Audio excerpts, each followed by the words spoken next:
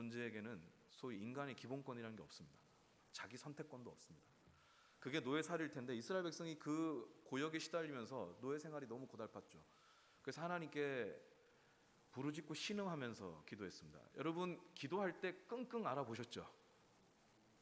말이 안 나올 때가 있잖아요. 기도를 해야 하는데 하염없이 눈물만 흐르고 한숨만 나오고 끙끙 앓는 소리만 나올 때가 있습니다. 왜 그렇게 기도하죠? 기도할 줄 몰라서 그렇게 기도하는 게 아니죠. 여러분 신음하면서 기도하는 이유는 하나입니다. 내가 겪고 있는 어려움을 담아낼 언어를 차마 찾을 수가 없는 겁니다. 그러니까 그냥 하염없이 우는 거죠. 그런데 너무 우리에게 은혜로운 사실은 뭐죠? 말하지 않고 앓는 소리, 흐르는 눈물, 내뱉는 한숨, 그 이면에 있는 속 사정을 다 아시는 분이 계십니다. 우리 하나님이십니다.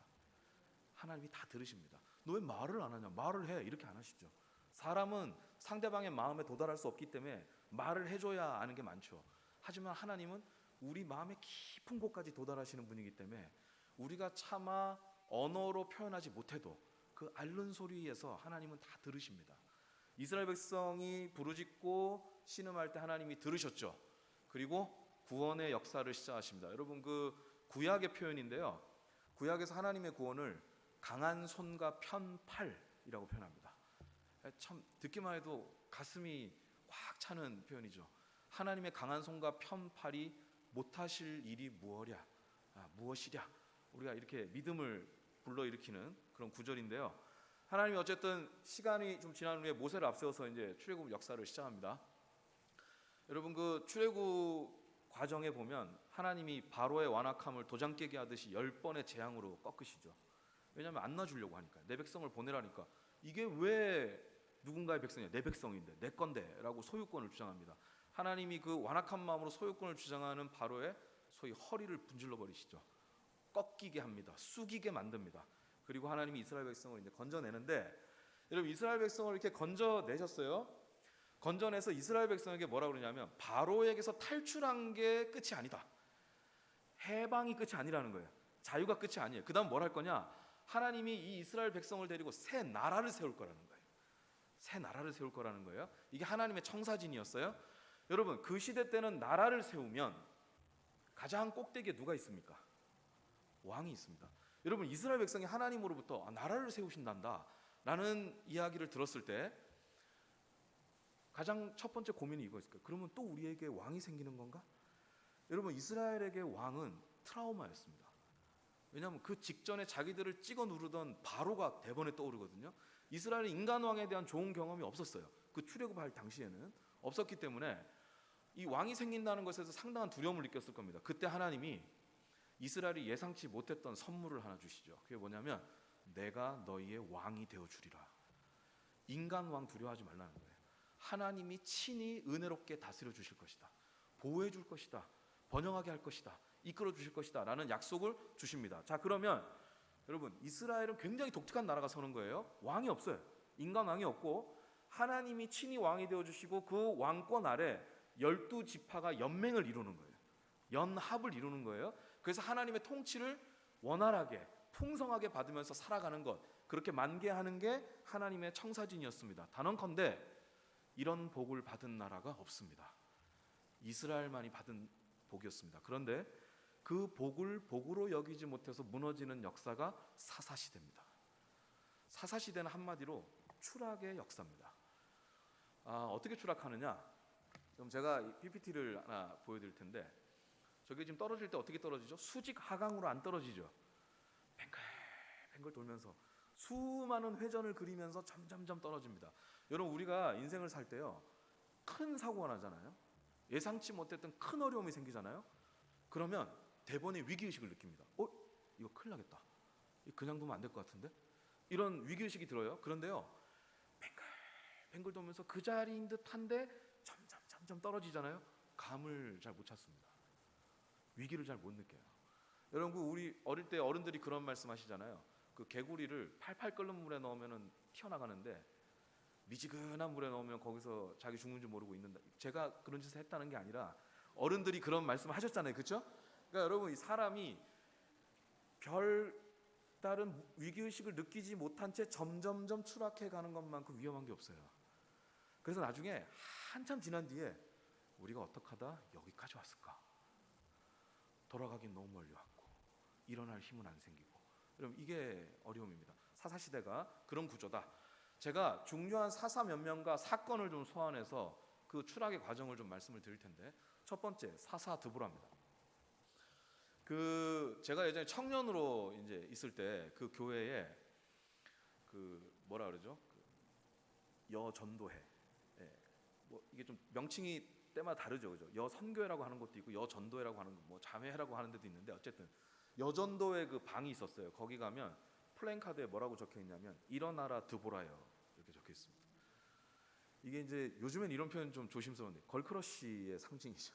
이 굉장히 여장부, 여성 지도력을 가진 인물로 이제 드보라가 상징적인 인물인데, 그 드보라가 사사로 다스리고 있을 때입니다. 국지전이 일어납니다. 가나안 왕 야빈과 이제 싸움이 일어나는데, 여러분 전쟁을 할 때 병력을 최대치로 끌어모아야 압도할 수 있죠. 압도할 수 있습니다. 그래서 완전하게 승리하려면 그 잔존 세력이 있었잖아요, 가나안 땅에. 그 잔존 세력을 이참에 완전히 무너뜨리려면 병력을 최대치로 끌어모아야 했습니다. 그래서 호출을 합니다. 다 모여라라고 했는데 몇몇 지파가 소집에 불응합니다. 불응하면서 이유가 뭐냐? 우리가 여호수아를 따라서 그 전쟁 치르고 피 흘리고 땀 흘려서 정착한 게 얼마 됐다고 또 싸우냐? 피곤하다 라는 정서 하나와, 두 번째, 가만히 보니까 우리 지역하고 그렇게 가까운 지역도 아닌데 굳이 우리가 갈 필요가 있을까? 설령 저쪽이 좀 무너진다 한들 우리한테 직접 영향을 주는 건 아닌 것 같은데 라고 하는 이 공동체 의식이 전혀 보이지 않는 어떤 그런 입장을 내비치게 됩니다. 어쨌든 다 모이지 못한 상태에서 드보라는 하나님을 의지해 싸웁니다. 이깁니다. 그리고 나서 그 유명한 드보라의 노래를 부릅니다. 여러분 그 성경에 나와 있는 굉장히 중요한, 신학적으로도 중요하고 경건에 있어서 중요한 노래들이 몇 개 있거든요. 그 중에서 대표적으로 꼽히는 것 중에 하나가 드보라의 노래입니다. 뭐 신약에는 마리아의 노래도 있고 그렇잖아요. 드보라의 노래의 한 구절인데 여러분 혹시 보이시면 같이 한번 읽겠습니다. 내가 양의 우리 가운데 앉아서 목자의 피리 부는 소리를 들으면 어찌 됨이냐. 길르앗은 요단강 저쪽에 거주하며 다는 배에 머무름이 어찌 됨이냐. 아셀은 해변에 앉으며 자기 항만에 거주하도다. 여러분 저기 보면 단어들 보세요. 목자, 피리, 그리고 뭐 해변, 항만, 배, 강가 이런 게 나옵니다. 분위기가 굉장히 목가적이죠. 평온한 어떤 배경을 두고 있습니다. 저런 식으로 한편에서는 형제들이 막 자매들이 그렇게 진짜 다 걸고 싸우고 있는데 다른 한편에서는 저렇게 평화롭게 지내고 있었던 거예요. 저기에 대해서 질책하는 얘기입니다. 그 평화가 마땅하냐? 그 편안함이 옳으냐라고 이 드보라가 사사로서 일침을 가하는 이제 노래 가사입니다. 제가 그 최근에 이제 해외 파견 간사로 좀 3년간 그 캐나다에서 이제 한인 교회 중심으로 제가 사역을 하다 왔습니다.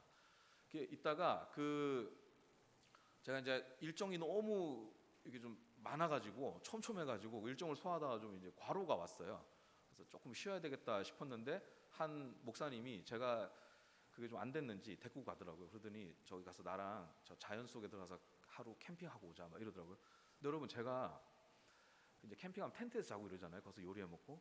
그럼 제가 생긴 건 이래도 저희 도시남입니다, 여러분. 저는 도시를 좋아합니다. 숙소는 호텔이 좋습니다. 저는 이 텐트에 자고 이런 게 좀 피곤해요. 쉼이 안 돼요, 저한테는. 이게 생긴 소 하나 때려잡게 생겼어도 제가 그렇지가 않습니다. 어쨌든 그분이 또 저를 왜 신경 써주는 거니 또 갔어요. 가가지고 이제 거기서 모닥불 피우고 이렇게 불멍이라고 그러죠. 이렇게 그걸 가만히 보고 있는데 마음이 좀 편하긴 하더라고, 좋더라고요. 이렇게 쭉 쬐고 있는데 거기에 그 캐나디언 한 명이 이렇게 지나가다가 창문을 쭉 내리고 아시죠? 그 우리가 대강 들은 게 있지 않습니까? 서구 사회 사람들은 소위 이 스몰 토크라 그러죠. 그냥 이렇게 주거니 받거니 하는 사소한 얘기를 잘합니다. 우리는 그런 거 얘기하면 뭐 하는 사람인데 나한테 이런 말이구나 생각하잖아요. 그 사람들은 그게 이제 문화죠. 우리가 문화 차이예요. 뭐가 더 좋고 나쁜 문제는 아니고. 이 문을 열더니 막 야 니네 뭐 좋다 이러면서 뭐라고 표현했냐면 it's cozy 이랬어요. cozy가 뭐냐면 아늑한, 편안한. 우리가 강가에서 장작 이게 떼고 있었거든요. 야 니네 되게 아늑해 보인다 이러더라고요. 그래서 뭐 이렇게 인사하고 갔어요. 제가 그 얘기를 듣는데 이 구절이 떠올랐습니다.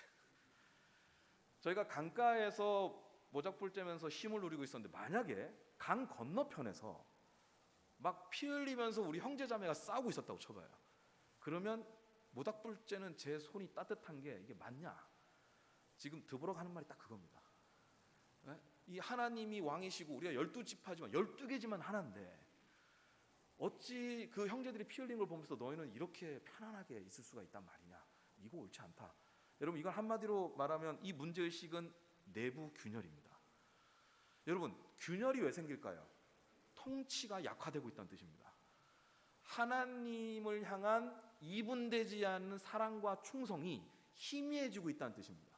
그게 균열을 만들고 있다. 좋지 않습니다. 사사기 초반부터 이런 문제가 나오는 건 좋지 않아요. 자 이제 두 번째 사사 가보겠습니다. 기드온.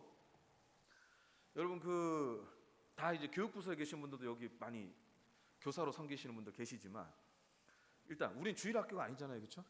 그래서 동심 아이들은 아이들 눈높이에서 가르쳐야죠. 근데 우리는 이제 그 동심을 좀 벗어나서 이야기를 해보겠습니다. 기드온. 여러분 이 사람이 굉장히 묘한 사람이에요. 사사기 전체 서사에서 보면 이 기드온은 변곡점의 인물입니다. 무슨 뜻이냐? 기드온 때부터 이스라엘의 가나안화가 가속화됩니다. 가나안을 닮아간다고요. 하나님은 이스라엘을 통해서 가나안을 감화시켜서 하나님의 백성됨을 드러내려고 했는데 역전이 된 거예요. 이스라엘이 가나안을 추종하기 시작하는데 그 변곡점의 인물이 누구냐? 기드온입니다. 기드온. 굉장히 묘한 사람인데 여러분 일단 기드온의 배경을 보면 기드온이 어떤 사람이냐? 한번 들어보셔요. 비주류 집안의 비주류 지파의 비주류 인물이었습니다. 여러분 비주류가 몇 중이죠? 3중입니다. 3중. 오해하지 말고 들어주셔요. 인간사 사람 사는 곳에는 차별이 있습니다. 옳다고 얘기하는 게 아니에요. 인간이 있는 곳은 그런 게 있습니다. 현상을 제가 기술하는 거예요. 그 차별은 보통 어디서 나오느냐? 주류와 비주류 차이에서 나옵니다. 중심이냐 주변이냐 이 차이에서 나오는 경우가 많습니다. 여러분 그래서 사람이 살다 보면요, 그게 뭐 출신 집안이 됐든 뭐 학력이 됐든 뭐가 됐든요, 다시 한번 말씀드립니다. 옳다는 게 아니에요. 사람들은 그걸 기준으로 자꾸 분류를 하고 차별을 하는 경향이 있습니다. 그러면 기드온 같이 비주류가 한 가지 요소도 아니고 세 개를 가지고 있잖아요. 살면서 서러운 일 꽤나 당합니다. 하지만 우리가 다르게 볼 수 있는 지점이 있죠. 뭡니까? 기드온은 하나님의 백성이에요. 그럼 여기는 다른 게 작동해야죠. 그런 세상의 가치 기준이 작동하면 안 되고 하나님의 은혜로운 통치 아래서 다른 메커니즘이 작동해야 되는데 고스란히 세상의 기준이 작동합니다. 이게 뭐죠? 가나안화예요. 가나안을 따라가는 거예요. 기드온이 사사가 되니까 사람들의 정서가 어떠냐? 우리가 저런 지도자도 따라야 되나? 모양 빠지게. 그럼 이런 정서가 팽배한 거예요. 기드온이 그런 정서를 다 느끼면서 지도력을 발휘한 겁니다. 또 본인은 불안이 많아요. 의심이 굉장히 많은 사람이에요. 그래서 돌다리 두드리듯이 하나하나 정확하게 파악이 돼야 움직일 수 있는 사람이에요. 그러니까 이게 안팎으로 시달림이 많죠. 이 사람이. 본인은 또 얼마나 힘들겠어요. 어쨌든 그런 중에 하나님이 부르셨고 끝내 하나님의 열심에 의해서 기드온은 전쟁에 나섭니다. 이제 쫙 싸우면서 승기를 다잡을 무렵에 이제 전쟁 마무리를 잘해야 되잖아요. 이제 승리를 확실히 잡으려고 잔당 소탕을 이제 하는데 이게 병력이 부족한 거예요. 그래서 어떻게 하냐면 급하게 에브라임 지파에다가 호출을 넣습니다. 야, 나와서 우리 좀 도와줘라. 에브라임 지파가 급하게 요청을 받고 나와서 마지막 승기를 잡는 데 기여를 합니다. 자, 그러면 끝나고 나서 어떻게 해야 되죠? 하이파이브를 하고 서로 하나님께 영광을 돌리면 좋을 것 같은데 그렇지가 않습니다. 저 두 구절을 연속으로 한번 읽어보도록 할게요. 읽겠습니다. 에브라임 사람들이 우리를 이같이 대접함은 어찌 됨이냐 하고 그와 크게 다투는지라. 내가 한 일이 어찌 능히 너희가 한 것에 비교되겠느냐. 그들의 노여움이 풀리니라. 여러분 이 처음 읽은 8장 1절이 전쟁에서 이기고 나서 에브라임 지파 사람들이 기드온의 멱살을 잡고 한 말입니다.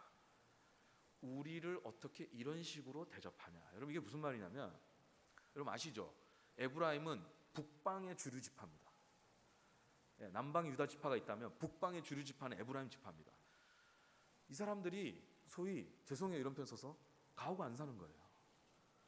우리 대 에브라임 지파가 기드온 같이 모자란 지도자의 호출을 받고 전쟁 마무리나 하는 사람들인 줄 아냐. 우린 주인공이 돼서 싸워야 마땅한 사람들인데 이러면서 항의를 한 거예요. 여러분 맞습니까?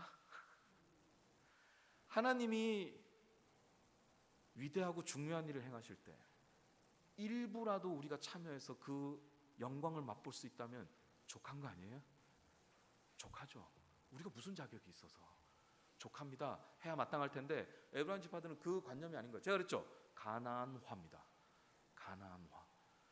자, 이때 기드온이 같이 기세 싸움으로 가지 않습니다. 자기를 낮춥니다. 그래서 이때 보면 평화의 사람 같아요. 이 막 여러분 여기서 다투는지라 돼 있잖아요. 8장 1절에 다투는지라, 저기서 말하는 다투는 건 말다툼, 뭐 섭섭함, 삐짐 이런 용어가 아니에요. 원어를 보면 죽기 살기로 싸우는 겁니다. 둘 중에 하나 죽어야 끝나는 싸움. 이거 뭐죠? 적과 싸우듯이 가나안하고 싸운 거예요. 그 정도로 이게 분위기가 적대적이었던 겁니다. 자, 이 적대적인 분위기를 기드온은 자기를 낮춤으로써 해소를 합니다. 내가 한 일이 에브라임 지파가 한 일이 어떻게 비교하게? 너희가 진짜 중요한 일을 한 거다. 에브라임 지파 없었으면 전쟁도 못 이겼다라고 해서 에브라임 지파를 높입니다. 자기는 낮추고 이름으로써 에브라임 지파가 화가 풀립니다. 이 화가 풀린 것도 유치한데 여기서 또 화가 풀려요. 그래서 이렇게 넘어갑니다. 이렇게 보면 기드온이 좀 겸손의 리더십이 있네 이런 생각이 들만해요. 근데 여러분 기드온의 야누스 얼굴이 있습니다. 그게 뭐냐? 이 두 구절 연속으로 읽겠습니다. 숫곳 방백들이 이르되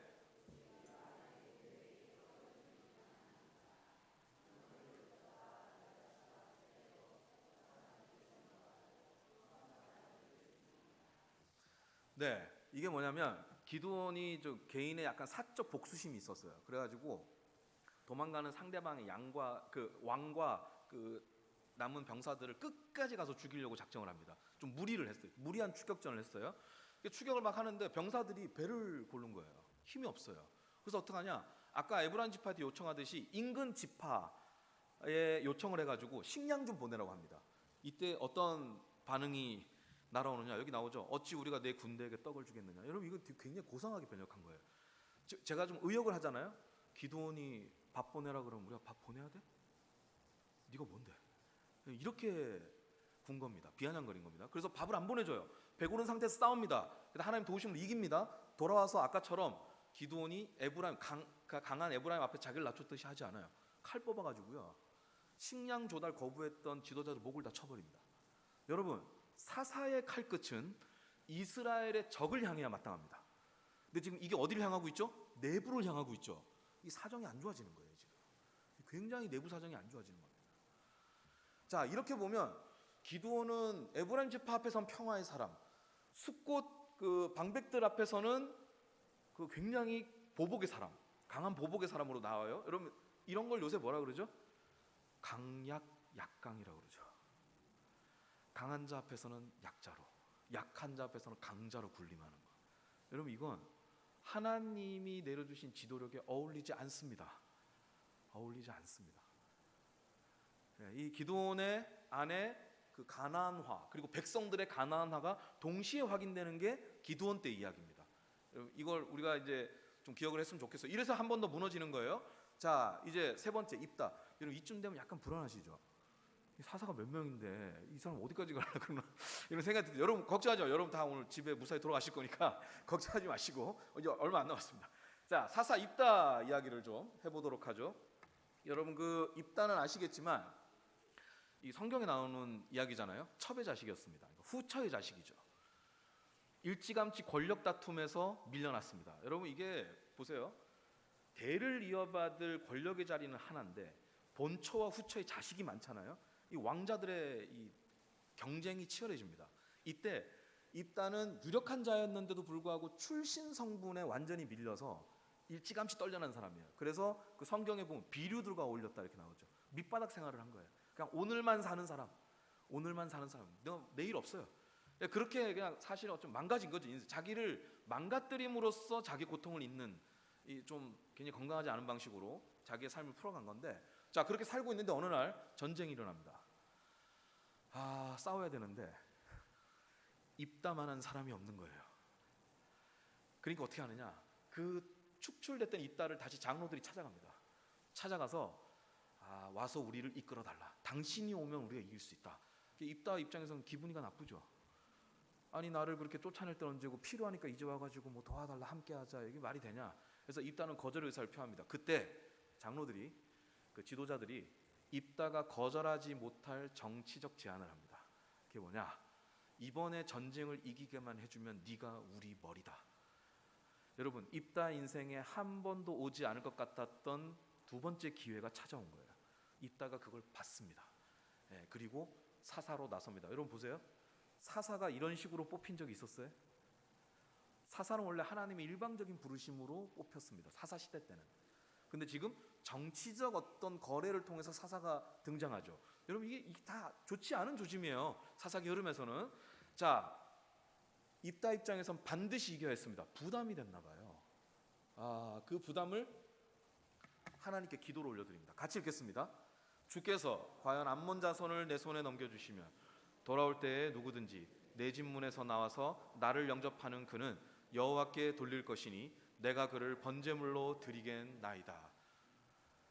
위험천만한 기도입니다. 위험천만한 기도. 여러분 이런 무리하고 위험한 서원은 언제 할까요? 일상적 믿음이 사라졌을 때 합니다. 승부수를 걸어야 되는 거예요. 일상적 믿음으로 하나님과 동행하고 하나님을 따르던 삶이 없다가 어느 날 갑자기 이번에는 확실히 내가 뭔가를 넘어가야 되는 거예요. 그때 사람은 도박을 하듯이 위험한 서원을 하게 됩니다. 여러분 이따가 이제 그런 서원을 하게 된 거예요. 자, 여러분 서원을 했습니다. 나갑니다. 싸웁니다. 이깁니다. 돌아옵니다. 누가 나오죠? 딸이 나옵니다. 자기가 사랑하는 딸이 나옵니다. 입다가 엄청 원망하죠. 왜 하필 네가 나왔냐? 그럼 여러분 바꿔 물어볼까요? 딴 집 애가 나오면 괜찮아요? 이건 누가 나와도 문제가 되는, 바꿔 말하면 뭐죠? 서원 자체가 잘못된 거예요. 서원 이후가 문제가 아니라 서원 자체가 철회됐어야 마땅한, 수정됐어야 마땅한 것들이었어요. 그래서 여러분 그 성경을 읽어보잖아요. 그 율법 쪽을 읽어봐도 그렇고 예수님의 가르침을 비춰봐도 그렇고, 여러분 이거 꼭 기억하십시오. 잘못된 서원은 회개하고 고치는 게 맞습니다. 잘못된 서원을 이행하느라 또 다른 잘못을 저지르는 건 하나님의 뜻이 아닙니다. 입다가 지금 놓친 건 뭐죠? 잘못된 서원 자체를 바꾸지 않은 겁니다. 그게 문제예요. 자, 그래서 입다가 이걸 처리할 수가 없는 거예요. 왜냐하면 이제 자기가 길르앗의 머리잖아요. 여러분 정치 지도자가 되니 모든 사람이 입다를 쳐다보고 있습니다. 저 사람 서원 어떻게 되는 거야? 내 딸이 나왔잖아. 자기 딸이라고 봐줄라나? 이런 사회적인 시선이 막 생기는 거예요. 입다가 어떡하냐? 무리하게 서원을 이행하죠. 딸이 애도의 기간을 보낸 후에 떠납니다. 여러분 잘 보세요. 서원한 건 지켜야 한다라는 대전제는 맞아요. 이건 우리가 중요하게 생각해야 됩니다. 이건 여호와 신앙이에요. 근데 여러분 사람을 제물로 바치는 게 여호와 신앙이에요? 이건 가나안 풍습입니다. 몰렉 숭배, 자식을 불가운데로 지나가게 하는 거예요. 여러분 자식 왜 바치는지 아세요? 나한테 가장 귀중한 걸 바쳐서 내가 가장 받고 싶은 걸 받기 위해서 일종의 거래를 하는 거예요. 우상하고. 거기서 나온 게 인신제사입니다. 하나님이 가장 경멸하는 것 중에 하나입니다. 사람을 바치는 것. 하나님이 그 이스라엘 심판 예언하실 때 인신제사가 종종 등장하거든요. 하나님이 아주 증오하시는 거예요. 가증히 여기는 거거든요. 그걸 지금 지도자가 한 거예요. 그러니까 여러분 보세요. 백성 공동체는 길을 잃을 수 있죠. 그때 지도자는 어떻게 됩니까? 영적 보루가 되어줘야 됩니다. 여기까지는 나가면 안 된다. 그리고 우리가 절로 가야 된다라고 하는 지도자는 영적 보루 역할을 해줘야 돼요. 지금 그 역할을 해야 될 지도자 안에 여호와 신앙과 가나안 풍습이 막 뒤죽박죽이 되어 있습니다. 혼합이 되어 있죠. 좋지 않습니다. 자, 결국 마지막 사사입니다, 여러분. 마지막 사사입니다. 삼손까지 가면 여러분 기드온 때부터는 약간 찝찝하거든요. 근데 입다 정도 가면은 약간 변형, 이제 삼손에 가잖아요. 그러니까 거의 변이적인 인물이에요. 여러분 삼손도 우리가 좀 동심을 떠나서 한번 생각을 해보도록 하겠습니다. 여러분 저는 청년 돼서 예수 믿었습니다. 저희 어머니가 제가 고3 때 아버지가 그때 폐암 말기 판정 받으시고 원래 한 3개월 사신다 그랬는데 11개월 사셨어요. 저희는 굉장히 고맙게는 생각하는데, 그러면서 집이 다 무너지고 아버지가 떠난 상실감이 굉장히 큰 가운데 저희 어머니가 예수님을 만났습니다. 교회를 안 다니시다가 제 친구 어머니의 권유로 전도를 받아서 이제 거기서 예수님을 만났어요. 복음을 깨달았어요. 그리고 나서 저희 어머니가 이제 제가 3남매인데 이 또한 믿지 않으시겠지만 제가 막내인데 어릴 때 진짜 예뻤습니다. 그러니까 늘 이래요. 전부 증명 다음에 사진을 좀 가져올까 이런 생각도 드는데 여러분 제가 어릴 때요 저희 집에 야구르트를 넣어주던 여사님이 제가 너무 예뻐서 6개월 동안 딸인 줄 알았어요. 그만하겠습니다. 뭐 이런 얘기 계속 하는 게 무슨 의미가 있겠습니까? 이렇게 했는데 저희 형님하고 누님은 이미 이제 성인이 된 상태였고 제가 좀 이게 나이 차이가 있거든요. 늦둥이거든요. 8살 차이 납니다. 저희 누님하고. 저는 그때 이제 고3 학생이니까 맨날 집에선 당부해줘. 너는 방황하지 말고 공부해. 공부가 됩니까? 집이 그 꼴이 났는데. 그래가지고 이제 막 엄청 마음의 방황이 심했는데 그러던 차에 어머니가 이제 저를 두고 기도를 많이 하셨대요. 첫째, 둘째도 기도했지만 저 막내, 지금 아무것도 모르는 저 세상 물정 모르는 막내가 예수님을 좀 빨리 만났으면 좋겠다 하시면서 뭐라고 기도했냐면 저희 막내가 예수 믿게 해주시면 하나님께 기꺼이 막내를 바치겠습니다. 제가 나중에 알고 굉장히 유감스러웠어요. 자기를 바쳐야지 자식을 바칩니까? 모르겠어요. 그 은혜로 제가 여기 온 것 같은데 여러분 근데 오해하지 마십시오. 제가 이제 나이 먹고 애 낳고 제가 딸이 둘이 있거든요. 중학생, 초등학생 6학년 딸이 있는데 자식을 낳아보니까 그게 얼마나 어려운 기도인지 알겠더라고요. 부모가 자녀에 대한 모든 인생의 주도권을 하나님께 드린다라고 하는 건 여러분 이 생각보다 절대 쉬운 게 아니죠. 사랑하기 때문에 더 어려운 거죠. 어머니가 그런 기도를 하셨다는 게 어머니 진짜 좀 진심으로 뭔가 하나님께 헌신하셨구나 뭐 이런 살 뒤늦게 하긴 했어요. 그래서 제가 이제 군대 가서 막 마음의 방도 많이 하고 이러면서 막 예수님 어떻게든 알아보겠거니 해가지고 내가 알고나 뭐 결정하자. 이게 예수를 믿는 게 뭔지는 알고 믿든지 안 믿든지 결정하잖아. 이런 약간 건방진 생각을 가지고 군 입대를 했습니다. 말년에 제가 이제 거기서 종교 행사, 그러니까 기독교 행사가 있으면 저는 교회도 안 다니던 애인데 거기 꼬박꼬박 갔어요. 나중에 교회 가지 말라고 할 때가 있거든요. 고참들은 축구 인원 맞춰야 된다고 가지 말라고 그래요. 그래도 갔어요. 가다 보면 이제 또 맞는 거예요. 그때만 해도 그런 게 있었죠. 그래가지고 맞고 괴롭힘 당하고 그래도 또 갔어요. 나중에는 중대장님이 그런 소문을 듣고 저한테 와가지고 야 너는 뭐 부모님이 목회자시냐? 이러더라고. 너 교회 그렇게 열심히 나간다며. 저는 예수님 안 믿는데요. 그러니까 근데 넌 왜 교회를 열심히 가냐? 이러더라고. 아니 좀 믿어볼까 좀 알아보려고 그러는데 이거 이상한 놈이 하여튼 뭐 이런 얘기 듣고 그랬어요. 그러다가 제가 말년에 이 훈련을 받다가 허리를 다쳐가지고 좀 심하게 다쳐서 국군병원에 입원을 했습니다. 거기 있으니까 또 인근에 지역에 있는 교회 청년부가 이 군성교회를 했던 것 같아요. 국군병원에 와서 이 장병들한테 복음 전하고 막 이랬어요. 굉장히 귀한 청년들이에요. 지금 생각하면 그 청년들이 와서 이제 모입시다 우리 같이 기도합시다 그래가지고 이제 갔어요. 또 갔죠. 저는 무조건 갔어요. 그런 게 있으면 딱 가서 이렇게 앉아 있는데 같이 뭐 이런 얘기 나눈 다음에 마지막에 기도 제목을 얘기하라 하더라고요. 여러분 근데 이거 아세요? 교회를 안 다니던 사람들한테는 교회 안에서 당연하게 쓰는 말이 이해가 안 될 때가 많습니다. 여러분 기도 제목 이런 거 처음 듣는 사람한테 되게 어려운 말입니다. 이게 뭘 얘기하는 건가? 옆에 사람한테 물어보니까 자기가 기도하고 있는데 같이 기도해달라고 말하는 거라 그러더라고요. 그래서 제가 얘기를 했죠. 저는 그때 뭘 기도했냐면 실제로 믿음이 좀 있었으면 좋겠다라고 기도해요. 안 믿어지더라고요. 성경을 보는데 뭔가 이렇게 이해될 듯 하면서 턱턱 걸려요. 믿음이 없으니까. 그래서 이거 믿고 싶은데 안 믿어지는 게 너무 괴로워가지고 제가 좀 믿을 수 있었으면 좋겠다 이런 기도를 했어요. 제가 사실 그 기간을 넘기면서 뭘 알았냐면 여러분도 다 동의하시죠? 믿음은 선물입니다. 믿고 싶다고 믿어지는 거 아니죠. 믿음조차도 주님이 주시는 거죠. 제가 그때 그 기간을 통해서 좀 나름 그 나이 때 수준으로 이제 이해를 했는데 제가 그 기도 제목을 냈어요. 다들 막 저희가 기도해 드릴게요 뭐 이러더라고. 근데 제 옆에 있던 친구가 얘가 이제 요즘 말로 하면 전형적인 교회 오빠였습니다. 굉장히 애가 젠틀하고 그리고 아주 이렇게 여러모로 재능도 많고 뭐 이런 애였어요. 근데 얘가 기도 제목을 내는데 뭐라 그러냐면 잘 들어보세요. 이렇게 기도 제목을 냈어요. 아브라함의 믿음과 솔로몬의 지혜와 삼손의 건강을 갖고 싶대. 제가 볼 때 이미 많이 가졌거든요.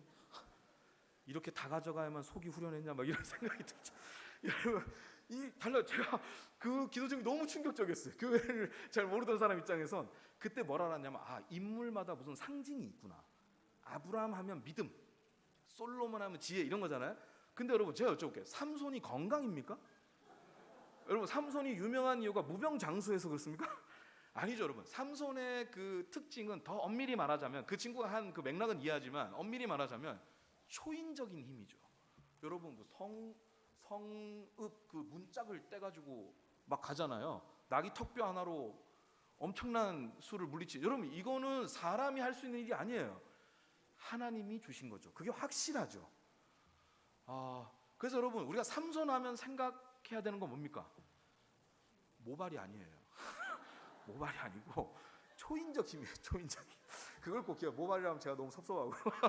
자, 여러분 초인적 힘인데 그 초인적 힘이 그 누가 봐도 특별한 힘을 왜 주셨을까요? 목적은 너무 분명해요. 이스라엘 백성을 위해 쓰라고 준 겁니다. 이스라엘 백성의 안녕을 위해, 이스라엘 백성의 부흥을 위해 쓰라고 그 능력을 준 거예요. 그러니까 여러분 지도자가 가지고 있는 권한 그리고 능력은 하나님이 그 공동체를 복되게 하시려고 주신 거예요. 그 주파수를 서로 잘 맞춰가는 게 중요하잖아요. 근데 아시겠지만 삼손은, 여러분 댁에 가셔서 제 말이 진짜인지 아닌지 한번 확인해 보세요. 삼손 인생을 한번 쭉 보세요. 삼손은 단 한 번도 이스라엘의 구원을 명시적으로 말하면서 자기 힘을 써본 적이 없습니다. 다 어디 썼죠? 자기 욕망을 위해 썼습니다. 여자 소유하고 도박하고 즉흥적인 즐거움 얻고 자기 사적 복수하고 이런 데 능력을 다 썼어요. 그러니까 뭐죠? 공동체의 불행이에요. 불행. 하나님이 공공재로 쓰라고 준 그 권한을, 공공의 유익을 위해 쓰라고 준 권한을 자기 사욕을 위해 다 쓴 거예요. 그러니까 이게 다 길을 잃어버린 거죠. 어쨌든 삼손이 그래서 나중에 눈 뽑히고 하지 않습니까? 그래서 이제 마지막에 생을 마감할 무렵에 하나님께 마지막으로 간청을 하죠. 한 번만 기회를 달라고. 그 기회가 이 기도문입니다. 같이 읽겠습니다. 주 여호와여 구하옵나니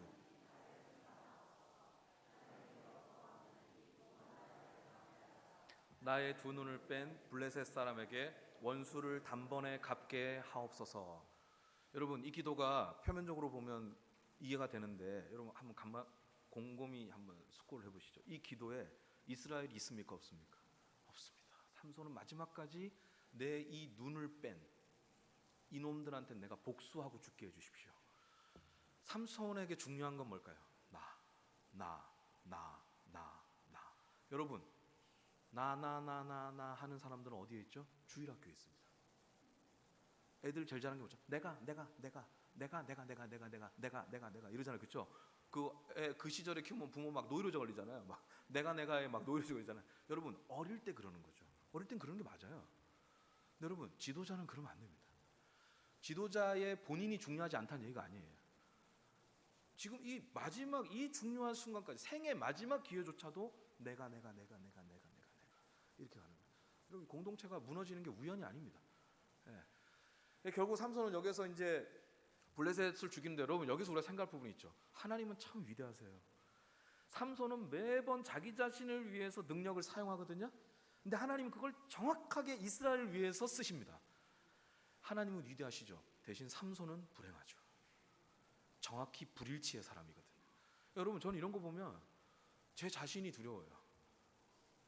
하나님은 어떻게든 쓰실 수 있을 것 같아요. 근데 내가 완전히 불일치가 되면 어떡하지? 나도 모르는 사이 자꾸 멀어지면 어떡하지? 이런 긴장 같은 게 생깁니다. 여러분 삼손은 그런 긴장을 아예 소유하지 않았던 사람.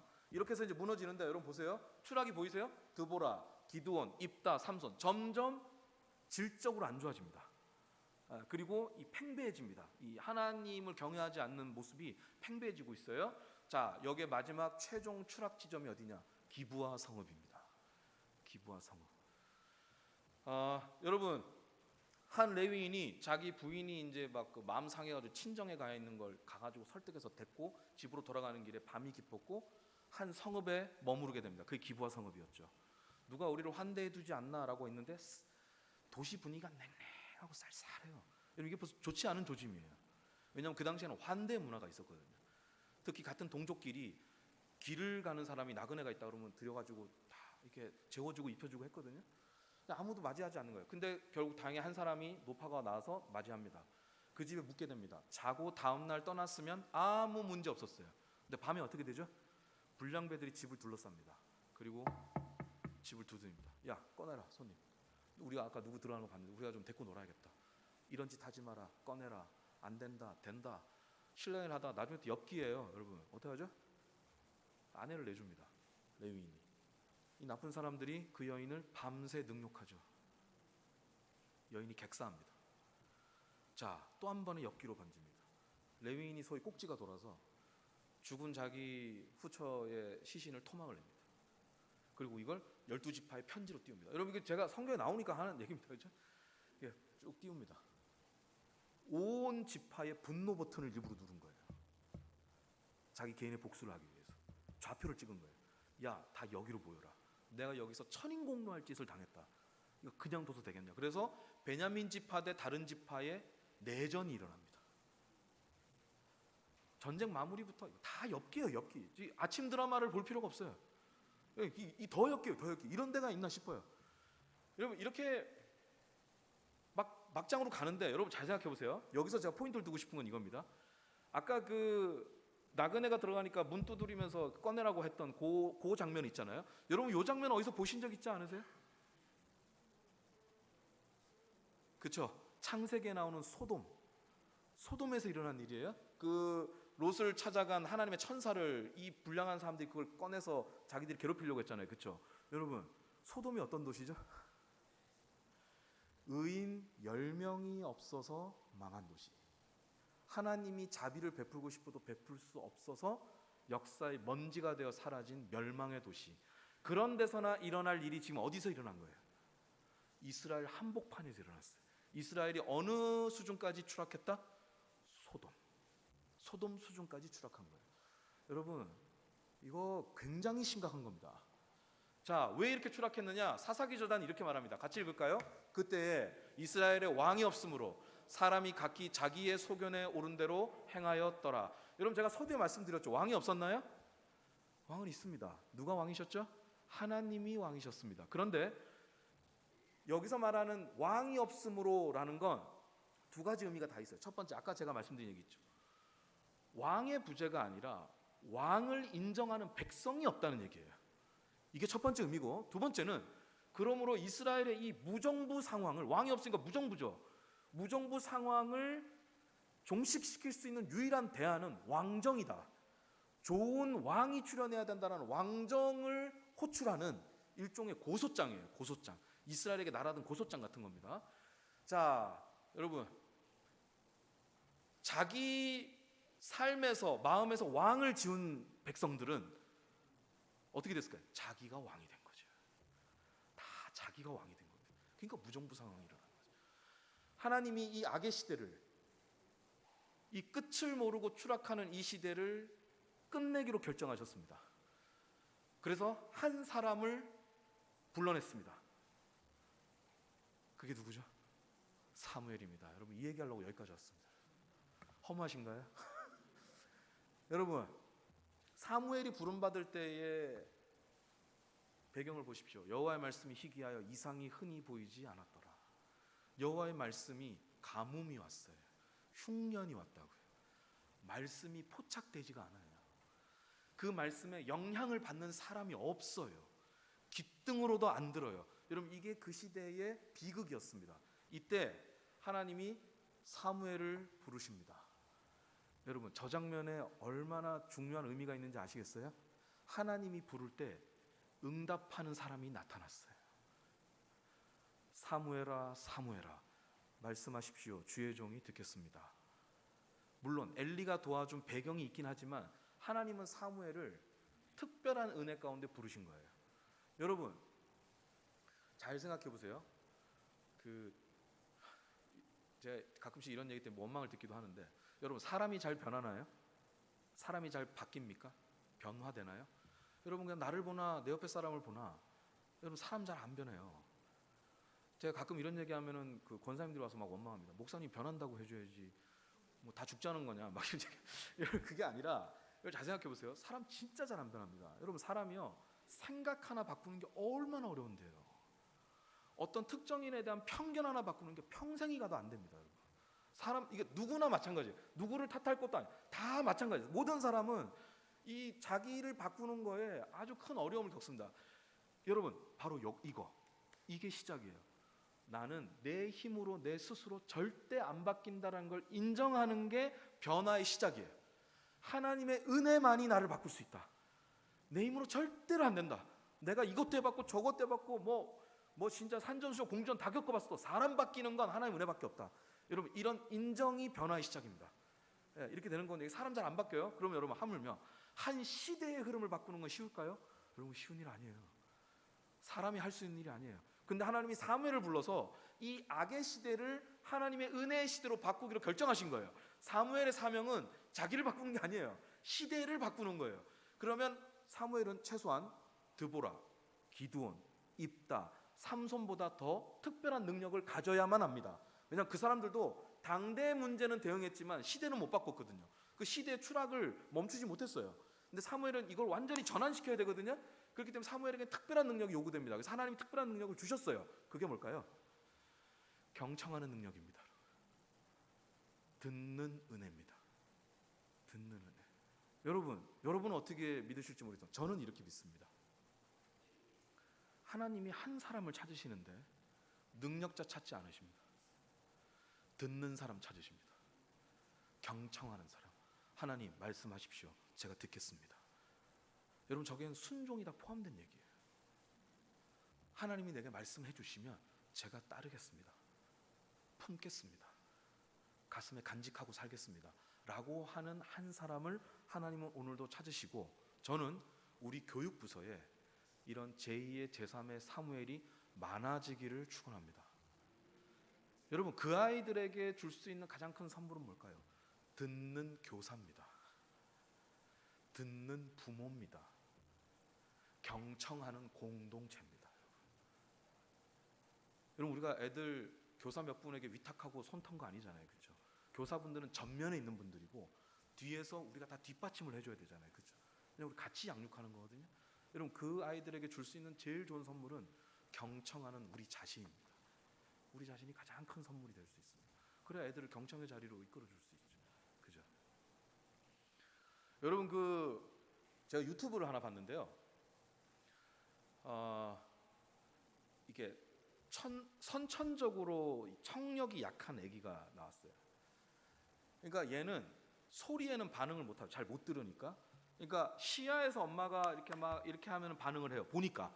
그런데 엄마가 시야 바깥에서, 시야 범위 밖에서 누구야 부르면 얘는 반응을 못해요. 못 들으니까. 이 아이한테 그 소화 보청기를 맞춰줬어요. 이 아이에게 딱 맞는 그걸 맞춰줬어요. 스위치를 딱 켠 다음에 테스트를 하는 거예요. 그 옆에 있던 이 보청기 의사가 아니죠. 이 보청기를 맞춰준 사람이 그 엄마한테 뭐라고 얘기 좀 해봐요 이렇게 해요. 그러니까 그 애 이름이 샬롯인 거랬어요. 샬롯 이렇게 불렀어요. 애가 눈이 이만해지. 태어나서 엄마 목소리를 처음 들은 거예요. 그런데 너무 신기해요. 애인데 표정이 복잡해요. 울먹거렸다가 웃었다가 울먹거렸다가 웃었다가 엄마의 목소리를 듣고 애가 막 흔들려요. 근데 그걸 보는데 이 화면 모서리에서 누군가의 어깨가 막 흐느끼면서 흔들리더라고요. 이게 엄마였어요. 우리 애가 드디어 내가 부를 때 대답을 하는 거예요. 내 말을 들을 수 있는 거예요. 여러분, 이 엄마의 심정 우리 충분히 이해하죠. 여러분, 저는 하나님이 사무엘아 불렀을 때 사무엘이 말씀하십시오, 제가 듣겠습니다 라고 답하는 걸 보시고 느꼈을 그 심정이 그 엄마 이상이었을 거라고 봅니다. 드디어 내가 말할 때 듣고 반응하는 사람이 나타났다. 내가 너를 통해서 새 일을 행하리라. 이게 하나님의 마음이었겠죠. 여러분, 저는 오늘 여러분께 경청의 길로 초대하고 경청의 길을 함께 가자고 권면드리고 싶습니다. 여러분, 그리스도인이 된다는 건 뭘까요? 듣는 사람이 되는 겁니다. 듣는 은혜를 붙들고 사는 겁니다. 여러분, 우리가 듣는 능력이 현저하게 떨어져 가고 있는 느낌입니다. 전체적으로. 저는 여기 계신 여러분은 잘 모르죠. 근데 전체적으로 볼 때 한 목회자로서나 그리스도인으로서 우리가 듣는 능력이 너무 없어지는 거 아닌가라는 생각이 들어요. 여러분, 이거는 근데 약간 세태가 그렇습니다. 여러분, 잘 생각해 보세요. 요즘 우리가 접하는 미디어들 있죠. 뭐 유튜브든 뭐 SNS든 뭐 다 포함해서 여러분 거기 보세요. 다 자기 이야기를 쏟아놓고 있죠. 그리고 자기 이야기를 더 많은 사람이 더 듣게 하려고 노력하고 있죠. 여러분 이 비율로 한번 볼까요? 요즘 우리 시대 보면요, 말하고 싶은 사람이 이만큼이면 듣는 사람은 요만큼. 여러분 이런 시대 흐름 속에서 우리한테 현저하게 떨어져 가는 거, 경청하는 습성, 내면의 공간, 자세, 이런 거 다 현저히 떨어져 가고 있는 느낌이에요. 여러분 오죽하면 우리가 들어줄 사람이 도저히 없으면 비용을 지불하고라도 들어줄 사람을 찾으러 가잖아요. 여러분 이게 우리가 사는 우리 시대의 초상화입니다. 여러분 만약에 이렇게 한번 생각해 볼까요? 구역 모임을 하신다, 혹은 뭐 묵상 모임을 하신다 할 때요, 다 안 듣고 자기 얘기만 하면 어떻게 되는 거예요? 우리 독백한 거예요, 독백.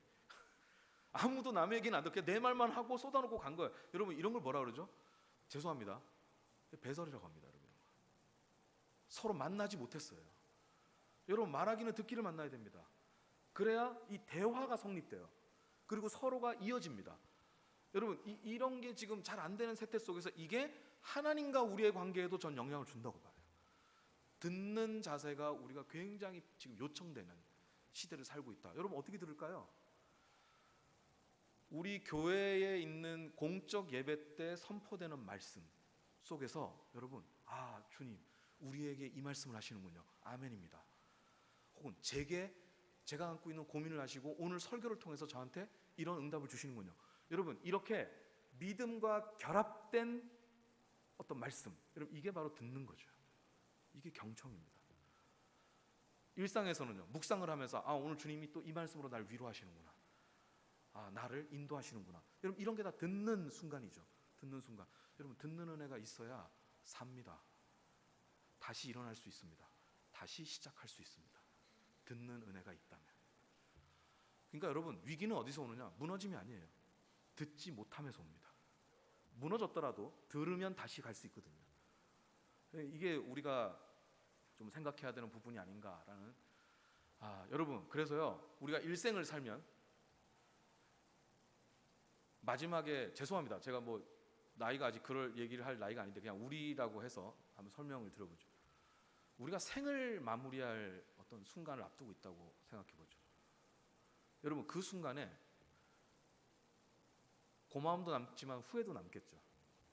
아쉽게 남는 부분이 있을 거 아닙니까? 여러분 그때 이런 시대를 사는 우리는 이런 후회가 꼭 남을 것 같습니다.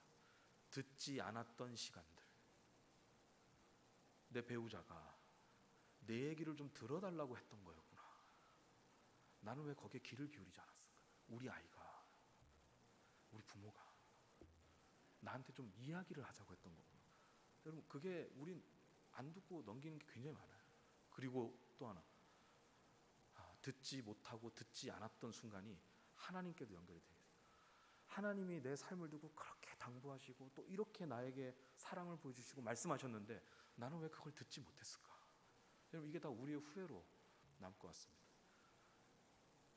우리에게는 다른 마무리가 필요합니다. 그러려면 과정을 바꿔야 됩니다. 과정. 마지막에 잘하는 건 우리한테 중요한 거 아니에요. 계속 그 과정을 이어가는 게 중요한 거죠. 이야기만 드리고 마치겠습니다. 여러분 그 사람이 생물학적 목숨이 이제 생명이 다해갈 때 제일 마지막까지 남는 감각이 뭐라고 하죠? 다 아시죠, 그죠? 청해. 그래서 의식이 없어도 누군가가 의식이 없으셔도 말 함부로 하지 말라 그러잖아요. 다 들린다고. 여러분 마지막까지 청력이 남아 있는 게 저는 우연일까 싶습니다. 하나님은 우리에게 마지막까지 듣는 사람이기를 바라는 건 아닐까. 여러분 그래서 우리가요, 육체가 쇠약해지고 삶이 흔들리고 이럴 수 있죠. 여러분 그때도 우리 끝까지 나는 듣는 사람이었다. 내게는 듣는 은혜가 있었다. 그래서 제가 완주했습니다, 주님.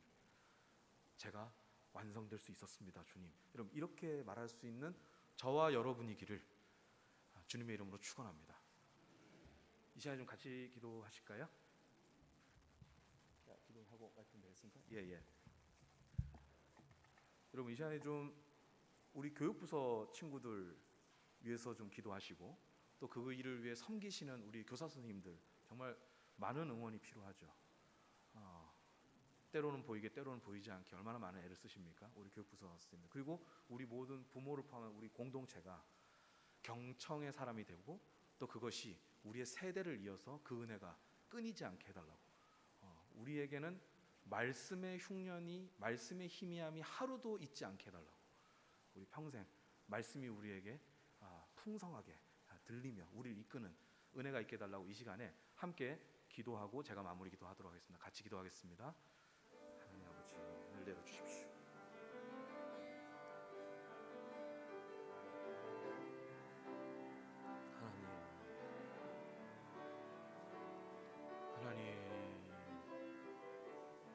하나님 도와주십시오. 은혜를 내주시고 하나님 듣는